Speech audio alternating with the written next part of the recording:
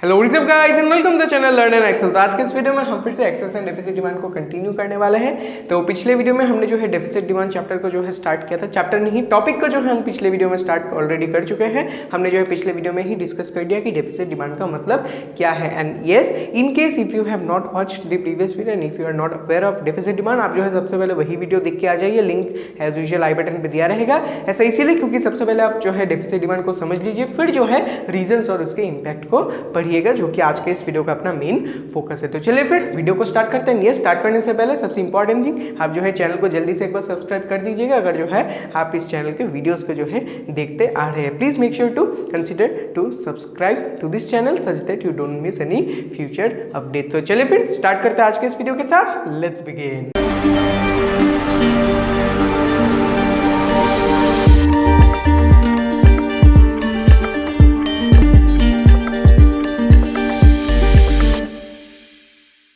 तो स्टार्ट करते हैं with the reasons and the impacts of deficit demand. तो अभी जो है स्टार्ट करने से पहले इन टॉपिक्स को हम जो है जल्दी से एक बार रिकैप कर लेते हैं फ्रॉम द प्रीवियस वीडियो कि डेफिसिट डिमांड का जो है मतलब क्या है। तो डेफिसिट डिमांड इज नथिंग, नाम ही जो है सजेस्ट करता है। It is a market situation in which the prevailing aggregate demand is lesser than the required aggregate demand in order to establish a full employment equilibrium. यानी कि एक ऐसा market condition जहां पे जो अपना प्रिवेलिंग एग्रीगेट डिमांड है वो क्या है, कम है then the required aggregate demand, जो कि एग्रीगेट डिमांड हमें चाहिए in order to establish full employment equilibrium. उस सिचुएशन को हम बोलते हैं सिचुएशन ऑफ डेफिसिट डिमांड। तो चलिए फिर जल्दी से रीजंस देख लेते हैं, रीजंस क्या क्या है। तो अभी रीजंस को स्टार्ट करने से पहले मैं जो है आपको एक बार रिकमेंड करूंगा कि आप जो है रीजंस टू एक्सेस डिमांड को जो है एक बार देख के आ जाइए, क्योंकि वो जो है एक नया पार्ट था। दैट इज द रीजंस में जो वो पहला वीडियो था, इसीलिए जो है अगर आप वो वीडियो एक बार जल्दी से देख के आ जाइए, रिकैप जो है अगर आप कर ले तो इसको जो है आपको समझने में बहुत ही इजी हो जाएगा। क्यों? क्योंकि ये जो है अलग कुछ नहीं है, जस्ट जो है जो रीजंस वहां पे थे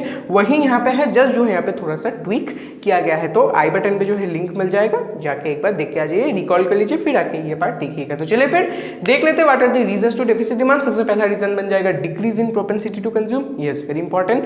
याद कीजिए एक्सेस डिमांड में क्या था, अपना जो प्रोपेंसिटी टू कंज्यूम था वो क्या हो गया था, हाई हो गया था, जिसके कारण डिमांड बढ़ गया था, as a result excess demand हो गया था। क्योंकि ये डेफिसिट डिमांड है, इस केस में क्या हुआ है, अपना जो प्रोपेंसिटी टू कंज्यूम है वो क्या हो गया है, फॉल हो गया। यानी कि people now are not willing to demand, यानी they are not willing to consume. उससे क्या होगा, यहाँ पे अपना डिमांड ऑब्वियसली फॉल होगा, they are not willing to consume. इसका मतलब क्या है, वो लोग डिमांड नहीं करेंगे, डिमांड जो है नीचे आ जाएगा, और अगर डिमांड नीचे आ गया क्या आ जाएगा अपने पास, situation of deficit demand. Excess demand का पूरा ही जो ये उल्टा है, वहां पे इंक्रीज हो गया था, ज्यादा जो है कंज्यूम कर रहे थे, ज्यादा डिमांड कर रहे थे, इसके कारण वहां पे एक्सेस डिमांड हो गया। इस केस में जो है डिमांड भी नहीं करेंगे, प्रोपेंसिटी टू कंज्यूम फॉल हो जाएगा, जिसके कारण जो है हमें डेफिसिट डिमांड देखने को मिलेगा। सेकंड पॉइंट है अपना इंक्रीज इन टैक्सेस। यस, अगर जो है अपना टैक्स यहाँ पे इंक्रीज कर देता है गवर्नमेंट, इसका मतलब क्या है, इनकम का जो है अभी एक लार्जर प्रोपोर्शन टैक्स में चला जाएगा। लार्जर प्रोपोर्शन जब टैक्स में जाएगा, इनकम कम हो जाएगा, इनकम कम होने से क्या होगा, फिर से जो है प्रोपेंसिटी टू कंज्यूम फॉल हो जाएगा, and as a result demand finally fall होगा, and it will lead to a situation of deficit demand, just the opposite of excess demand. Excess demand में टैक्स कम हो गया था, जिसके कारण मनी यहाँ पे ज्यादा था, डिमांड ज्यादा था, इसलिए क्या होता है, एक्सेस डिमांड राइज होता है। यहाँ पे उल्टा होगा, टैक्स बढ़ गया है, इनकम कम हो गया है, प्रोपेंसिटी टू कंज्यूम फॉल हो गया है, प्रोपेंसिटी टू कंज्यूम फॉल होने के लिए डिमांड कम हो जाएगा, जिसके कारण डेफिसिट डिमांड आ जाएगा। थर्ड किसकी तरफ बढ़े, that is decrease in investment. Yes, अगर जो है इन्वेस्टमेंट यहाँ पे कम हो जाता है, उससे क्या होगा, मैंने आपको जो है पढ़ाया था इन्वेस्टमेंट मल्टीप्लायर में, वहां पे अगर इन्वेस्टमेंट फॉल हो जाता है, अपना इनकम भी क्या हो जाएगा, ऑब्वियसली फॉल हो जाएगा। यस, अगर जो है इनकम यहाँ पे फॉल होता है, एज यूजुअल जो है यहाँ पे प्रोपेंसिटी टू कंज्यूम फॉल होगा, डिमांड कम होगा, अगेन जो है डेफिसिट डिमांड आ जाएगा।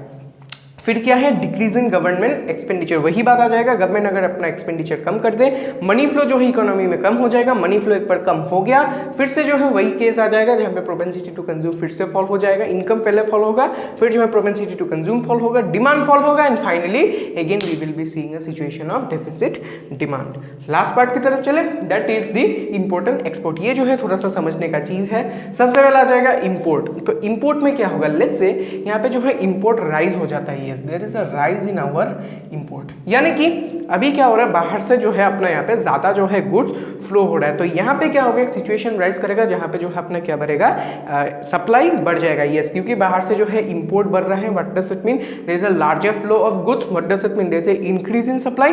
अगर जो है सप्लाई अपने डिमांड से भर गया, तब क्या होगा, अपना यहाँ पे डेफिसिट डिमांड बन जाएगा।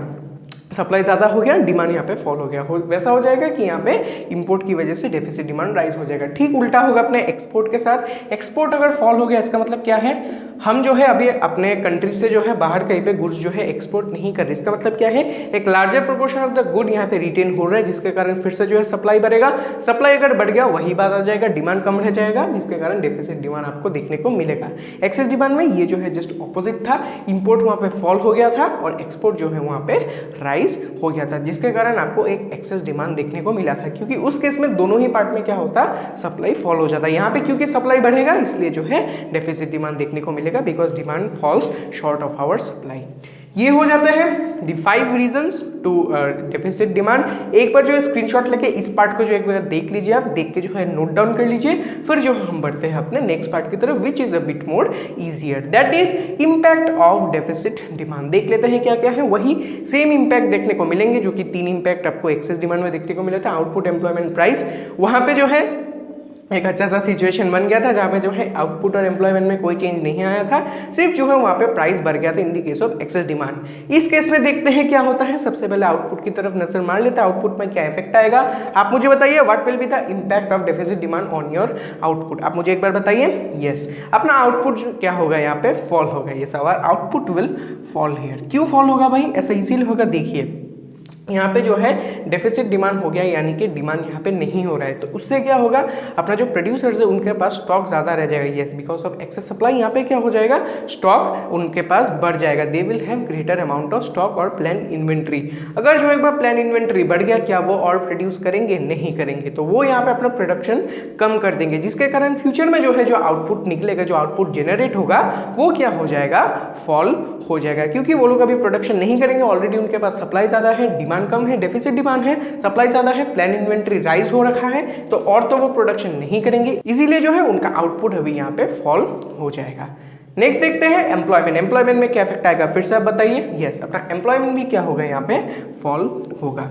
वही बात आ जाएगा, अगर आउटपुट यहाँ पे फॉल हुआ तो आउटपुट फॉल होने का मतलब क्या है, वो लोग अभी प्रोडक्शन नहीं कर रहे हैं, तो प्रोडक्शन अगर नहीं करेंगे तो एम्प्लॉयमेंट कहाँ से बनेगा, एम्प्लॉयमेंट तो ऑब्वियसली नहीं बनेगा, इसलिए जो है आउटपुट के साथ अपना एम्प्लॉयमेंट भी क्या होगा, फॉल हो जाएगा। एंड फाइनली प्राइस, प्राइस पे क्या इफेक्ट आएगा, फिर से आप बताइए। Yes, price will also fall here. Price भी जो है यहाँ पे फॉल हो जाएगा। ऐसा इसीलिए क्योंकि मैंने आपको बताया है, पिछले वीडियो में मैंने आपको बताया था, because of an deficit demand there will be a situation of deflation, यानी कि प्राइस जो है यहाँ पे कम हो जाएगा। क्यों हो जाएगा, मैंने जो है पिछले वीडियो में ही एक्सप्लेन कर दिया था। वही डिफ्लेशनरी गैप आ जाएगा, डिफ्लेशन हो जाएगा, जिसके कारण जो है प्राइस यहाँ पे फॉल हो जाएगा। तो एक चीज़ देखिए, यहाँ पे जो है सभी चीज़ जो है यहाँ पे फॉल हो रखा है, तो उस केस में जो है 2 में जो है कोई चेंज नहीं आया था, एक में जो है राइज हुआ था in the case of excess demand. तो अभी जो है अगर आप पूछें कि हम तो भाई अगर कंफ्यूज हो जाए तो क्या होगा एग्जाम में, तो अब ऐसे याद रखिए, डेफिसिट डिमांड का मतलब क्या है, डिमांड यहाँ पे कम है, इसका मतलब क्या है, सभी सेक्टर्स में जो है, सभी फील्ड्स में जो है यहाँ पे इफेक्ट होगा, सभी जो है यहाँ पे फॉल होगा, क्योंकि कम हो गया है डिमांड, तो सब कुछ यहाँ पे फॉल होगा। देखिए सब कुछ यहाँ पे फॉल हुआ है। एक्सेस डिमांड में सब कुछ राइज होना चाहिए, लेकिन सब अपना क्वांटिटी जो है, सब अपना जो फैक्टर्स है, सब वेरिएबल जो है, जो फील्ड्स है, सब जो है यहाँ पे राइज नहीं कर सकता प्राइस को छोड़ के। क्यों, क्योंकि प्राइस में जो है कोई कैप नहीं है, इसीलिए जो है पिछले वीडियो में जो है जो एक्सेस डिमांड का रीजन था, इंपैक्ट था, वहां पे क्या हुआ था, प्राइस राइज हुआ था, लेकिन आउटपुट और एम्प्लॉयमेंट राइज नहीं हुआ था। ऐसा इसीलिए क्योंकि अपने इकोनॉमी का जो है एक कैपेसिटी है, जिसके ऊपर जो है ये दोनों factors that is output and employment बढ़ नहीं सकता, और economy has a full capacity limit, उसके ऊपर जो है ये दोनों नहीं बढ़ सकते, इसीलिए जो है इन दोनों में कोई चेंज नहीं आया था, इन दोनों को और बढ़ाया नहीं जा सकता बियॉन्ड आवर इकोनॉमिक कैपेसिटी, इसीलिए जो है वहाँ पे सिर्फ प्राइस राइज हुआ था, ये दोनों जो है अनचेंज रह गया था, लेकिन यहाँ पे फॉलिंग का तो कोई यहाँ पे लिमिट नहीं है, इसीलिए जो है ये तीनों के तीनों यहाँ पे एक फॉल रजिस्टर करेंगे। तो this was itself the impact of deficit demand. Easy है, ज़्यादा कोई दिक्कत नहीं है, जस्ट जो है एक्सेस डिमांड का जो है यहाँ पे सिर्फ ऑपोजिट है, ये दोनों थोड़ा अलग है। क्यों जो है मैंने आपको यहाँ पे भी समझा दिया। तो फाइनली एक बार फिर से स्क्रीनशॉट ले लीजिए, सभी चीज़ों को एक बार अच्छे से नोट डाउन कर लीजिए। इसी के साथ डेफिसिट डिमांड का पार्ट कंप्लीट हो गया, एक्सेस डिमांड भी हमने कंप्लीट कर लिया है। तो नेक्स्ट वीडियो से हम जो है मेजर्स ऑफ करेक्शन जो है डिस्कस करना स्टार्ट कर देंगे, यानी कि कौन से मेजर्स को यूज करके अभी जो है हम एक्सेस और डेफिसिट डिमांड को करेक्ट करने वाले हैं। This will be our topic for the next video. तो चले फिर आज के लिए मैं फिर इतना ही रखता हूँ। वीडियो पसंद आए तो लाइक करना, शेयर करना, चैनल को सब्सक्राइब करना मत भूलना। यस, वेरी इंपॉर्टेंट, चैनल को सब्सक्राइब करके ही जाना। And yes, please make sure to comment. मैं जो है आपके सभी कमेंट को पढ़ता हूँ and I will make sure to reply to that comments. और अगर कोई डाउट हो वो भी आप नीचे पोस्ट कर देना, मैं जो है आपके लिए वो डाउट्स क्लियर कर दूंगा। And also you can connect me privately through my Instagram, the handle is given in the description. आ जाइए इंस्टाग्राम पे, मुझे जो है डीएम कीजिए, अगर जो है कोई आपका डाउट हुआ पोस्ट कीजिए वहाँ पे, मैं जो है आपके साथ कन्वर्सेशन करके वो डाउट और क्वेरीज क्लियर कर दूंगा। तो चलिए फिर आज के लिए मैं फिर इतना रखता हूँ। Meet you in the next video. Till then stay safe and stay healthy. Thank you and good bye.